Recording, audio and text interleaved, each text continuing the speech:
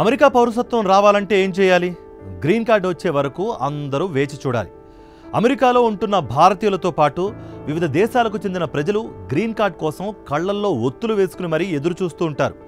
అందరికీ green card వస్తుందో లేదో తెలియదు కానీ ట్రంప్ తాజాగా ఓ స్కీమ్ అనౌన్స్ చేశారు. దాని పేరే గోల్డ్ కార్డ్. ఈ కార్డు ఉంటే పౌరసత్వంతో పాటు అన్ని సదుపాయాలు వచ్చేస్తాయట. ఇంతకీ ఏంటి గోల్డ్ కార్డ్ స్కీమ్?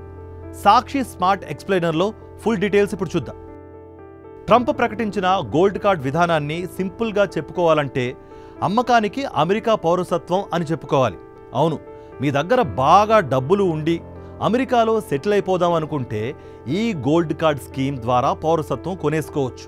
అయితే దీన్ని భరించడం అందరి వల్ల కాదు. ఎందుకంటే గోల్డ్ కార్డ్ ద్వారా యుఎస్ సిటిజన్షిప్ పొందాలంటే $5 మిలియన్ పే చేయాల్సి ఉంటుంది. అంటే అక్షరాల మన కరెన్సీలో 43.54 కోట్ల రూపాయలు అన్నమాట. రిచ్ కిడ్స్ను అమెరికా రప్పించుకునేందుకు, తమ దేశంలో శాశ్వతంగా ఉంటూ వ్యాపారం చేయించుకునేందుకు ట్రంప్ వేసిన మాస్టర్ ప్లాన్ ఇది. ఈ గోల్డ్ కార్డ్ స్కీమ్ ఇప్పటి వరకు అమల్లో ఉన్న EB-5 ఇన్వెస్టర్ వీసా విధానం స్థానంలో ట్రంప్ కొత్తగా గోల్డ్ కార్డ్ వీసా పాలసీని ప్రకటించారు.